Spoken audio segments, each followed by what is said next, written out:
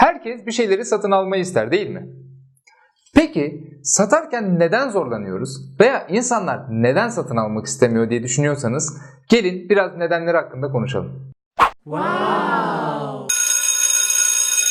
İnsanları bir şeyleri satın almaya ikna etmek, satışçıların uzun yıllardır ilgilendiği, merak ettiği ve bu konu hakkında uzun araştırmaların yapıldığı bir gerçek. İkna etmekle ilgili, satışla ilgili teknikler, stratejiler, eğitimler, püf noktalar, beden dili birçok konu üzerine araştırmalar yapılmıştır ve bunlar hakkında uzun uzun konuşabiliriz. Ama bugün konuşacağımız şey aslında müşterilerin psikolojilerini anladığımızda, bunu yorumlayabildiğimizde neden satın almadıklarını ve buna karşın ne yapmamız gerektiği hakkında konuşacağız. İnsanların satın almayı istememesinin bir nedeni sunduğunuz ürün ve hizmete ihtiyaçlarının olmadığıdır. Belki de şimdilik ihtiyaçları yoktur. Yani ama şunu kastetmiyorum, yanlış anlaşılmasın. Bazen insanlar bir ürüne ve hizmete önyargıyla yaklaşırlar ve ihtiyaçların olmadığını söylerler. Ya da bilgileri eksik olduğu için ihtiyaçları olduğunun farkında değillerdir. Bundan bahsetmiyorum. Gerçekten çok alakasız olduklarından bahsediyorum. Mesela şöyle bir örnek verelim. Diyelim ki yaya olarak yürüyorsunuz ve canınız çikolata istiyor. Karşıda da bir tane benzinlik var. Benzinliğe girdiniz ve çikolata almak istiyorsunuz. O gün de motor yağlarında kampanya var ve ciddi bir indirim uygulamışlar. Şimdi oradaki satıcının size motor yağı satmaya çalışmasının bir mantığı var mı? Bu gayet itici ve saçma sapan bir durum, öyle değil mi? Yani bizim de burada bahsettiğimiz ihtiyaç olmadığı durum, bunun gibi durumlardan bahsediyoruz. O yüzden karşımızdaki kişinin sizin sunduğunuz ve ürüne ihtiyacı yoksa o kişiyle daha fazla zaman kaybetmeyin. Ayrıca itici de görünmeyin. Çünkü ileride bir zamanda tekrar satış yapma şansınız olabilir. Bir şeyi satmak için konuştuğunuz biri size ya ben bunu biraz düşüneyim ya da ben sana sonra dönüş yaparım gibi cümlelerle geliyorsa o kişi erteliyordur.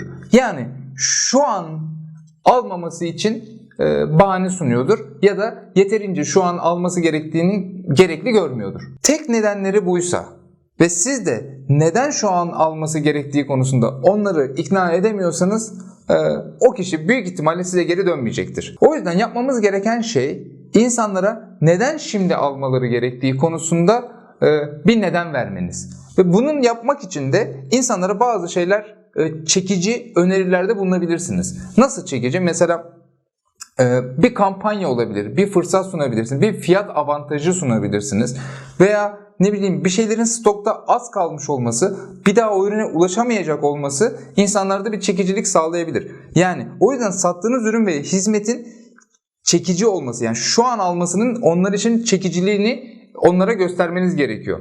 Dediğim gibi ertelediğiniz her alış, her satış olmamış satıştır diyebiliriz. Mesela örnek verelim, diyelim ki bir mağazaya girdiniz ve çok güzel bir gömlek beğendiniz. Ama para harcamak istemiyorsunuz. Paranızın cebinde kalmasını istiyorsunuz. Gömleği incelediniz. Satıcı geldi ve üzerinize denemenizi istedi. Denediniz, gayet de güzel durdu. Ama sizin kafanızda yine onu şimdi almak yok. Belki bir hafta sonra almak var. Satıcı siz ürünü koyarken size şunu dediğini düşünün. Bu ürünün bu bedende ve bu renkte son bir tane kaldığını söyledi. En çok tutan ürünümüz, bu senenin en çok satılan ürünü ve sadece bir tane kaldı. Şimdi bunu demiş olması sizin satın almayı, o an satın almayı yapmanız için en azından bir düşündürtür, doğru mu? İşte aynı şekilde biz de insanlara bir fırsat ve ürün sunduğumuzda şu an satın almaları için onları biraz iteklememiz gerekir, biraz cezbedici olması gerekir.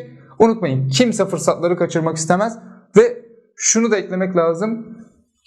Müşterilerin çoğu zaman yaptıkları şey mantıklarıyla karar vermek değildir. Duygularıyla karar vermektir. Aslında hayattaki her şeyi sadece ihtiyacımız olduğu için satın almayız. Biraz önce duygulardan bahsetmiştik. İnsanların çoğu zaman yaptığı şey duygularıyla karar vermesi. İşte duygularımızla karar verdiğimiz maddeden bir tanesi de bir şey satın alırken bizim tutkumuza hitap ediyor olması. Mesela şöyle düşünelim. Lüks bir ev satın almak, klas bir araba satın almak veya işte pahalı kıyafetler satın almak. Bir düşünün, bunların hepsi ihtiyaçtan dolayı mı oluyor? Hayır. Bunlar bizim bir tutkumuza, bir duygumuza hitap ettiği için bunları istiyoruz. Sahip olduğunuz kıyafetleri düşünün. Hepsi sizin ihtiyacınız mı? Hayır. Alırken ihtiyacınız mıydı? Hayır. Evimizde bir sürü pantolon var, belki gömlek var, belki ayakkabı var, belki bilgisayar oyunu var. Yani bir sürü şey satın alıyoruz ve bunları ihtiyaçtan dolayı satın almıyoruz. Belki çok yakıştığını düşündüğümüz için ben buna sahip olmalıyım duygusundan dolayı alıyoruz. Belki egomuzu okşadığı için, mesela bu arabaya binmem gerekiyor. Yani egomuzu tatmin ettiği için belki alıyoruz. Belki bizde bir anımızı canlandırıyor. Mesela bu da olabilir. Bir ürünü görüyorsun ve geçmişle ilgili bir anını canlandırıyor. Bundan dolayı alıyor olabilirsin. Mantığımızla karar vermeyiz. Çoğu zaman duygularımızla karar veririz. O yüzden insanlara eğer bizim sunduğumuz ürünü ve hizmeti satın almıyorlarsa onun hakkında heyecanlanmıyorlardır. Onun hakkında bir tutku, bir duygu hissetmiyorlardır. Bu yüzden satmaya çalıştığımız insanlarla konuşurken onların arzularını, içindeki duygularını çıkarmaya dikkat etmemiz gerekir. Satış konusunda bu kariyere yeni başlayan insanların en çok şikayet ettiği konulardan bir tanesi müşterilerin paralarının olmadığını söylemesi. Yani parası yok, nasıl satabilirim? Parası olsaydı alacaktı. Parası olsaydı aslında çok beğenmişti. Arkadaşlar bu en büyük yalanlardan bir tanesi. Aslında parası yok. Evet, bir gerçek olabilir. Parası olmayan bir insan tabii ki satın alamaz. Ama asıl düşünmemiz gereken konu bu değil. Aslında benim param yok ve şu an alamam demek ne demek biliyor musunuz? Ben bunu yeterince değerli görmüyorum demek. Şimdi bir terazi gibi düşünün. Bir tarafta sunduğunuz ürünün ve hizmetin değeri olsun. Bir tarafta da bunun maddi karşılığı. Yani parası, ücreti neyse. Eğer para ağır basıyorsa değerden, ödemesi gereken para onun gözündeki sizin ürününüzün değerinden daha ağır basıyorsa insanlar paralarının olmadığını veya buna ayıracak bütçenin olmadığını söylerler. Ama eğer değer ağır basıyorsa paradan, o zaman insanlar bir şekilde ya para bulmaya çalışır, ya heyecanlanır, ya bir şekilde aciliyetini, yani bu duyguları harekete geçer. O yüzden yapmamız gereken şey aslında parasının olmadığını söyleyen insanlara, tabii ki onları zorlayamayız gidip para bulmaları için ya da gidip bir şekilde bundan faydalanabilmeleri için. Bunu zorlayamazsınız. Ama o insanlara sunduğunuz ürünün ve hizmetin değerini onların gözünde arttırabilirsiniz. Ve son olarak bu konuyla ilgili arkadaşlar, kimin cebinde ne kadar para var ve kim hangi konuya, hangi ürüne, hangi hizmete ne kadar para öder, bu konuda kesinlikle önyargı yapmamamız gerekir. Biz ürünümüzün değerini, hizmetimizin değerini onların gözünde nasıl arttırabiliriz? Onların ihtiyaçlarına, duygularına nasıl daha fazla hitap edebiliriz? Bunu düşünmemiz gerekir. İnsanların satın almayı istememesinin nedenlerinden bir tanesi de güvenmiyor olabilirler. Size güvenmiyor olabilirler, firmanıza güvenmiyor olabilirler, sunduğunuz ürüne ve hizmete güvenmiyor olabilirler. Böyle durumlarda yapılması gereken şey o insanlara kanıt sunmak olabilir. Yani ürününüzün, hizmetinin onlara neler katacağını, nasıl fayda sağlayacağını gösteren kanıtları onlara sunabilirsiniz. Bilimsel sonuçlar, raporlar gösterebilirsiniz. Veya firmanızı daha detaylı anlatabilirsiniz. Veya kendinizle ilgili, özgeçmişinizle ilgili daha fazla bilgi verebilirsiniz eğer size güvenmiyorlarsa. Bunun dışında sunduğunuz ürünü ve hizmeti daha önceden sattığınız insanların, kullanıcıların, müşterilerin yorumlarını gösterebilirsiniz. Böyle şeyler insanların size daha fazla güvenmesini sağlar. Bir konuya da değinmek gerekiyor güvenle ilgili. Arkadaşlar, insanlar size, firmanıza ve ürününüze güvenmenin dışında kendilerine de aslında çoğu zaman güvenmezler. Ve çoğu zaman bir şey alacakları zaman kendilerine güvenmedikleri için paralarının boşa gideceğini düşünürler. Mesela diyelim ki bir spor aleti satıyorsunuz. Çok kaliteli bir ürün olabilir. Siz çok iyi bir satıcı olabilirsiniz veya firmanız gerçekten güvenilir bir firma olabilir. Ama eğer bir insan kendine güvenmiyorsa, yani şunu düşünüyorsa, ya ben buna benzer bir spor aleti almıştım, o kadar da para verdim ama hiç yapmadım ki, köşede duruyor. Mesela yani sizinle alakalı bir konu yok. Tamamen kendine güvenmiyor. Aslında en ilginci ve belki de en komiği bu son madde. Ne biliyor musunuz? Çoğu zaman bitmeyen satışların nedeni satıcının müşterisine ürünü veya hizmeti almayı düşünüyor musunuz sorusunu sormamasıymış. Ve bu soruyu sormadığımız için müşterinin de kararsızlık hali devam ediyor. Bu soruyu sormaktan korkmamamız gerekir arkadaşlar. Bu olumsuz bir cevap alsak bile her anlamda bizim karımıza. Nasıl? Mesela diyelim ki bir satış yapacaksınız ve bir belgenin imzalanması gerekiyor.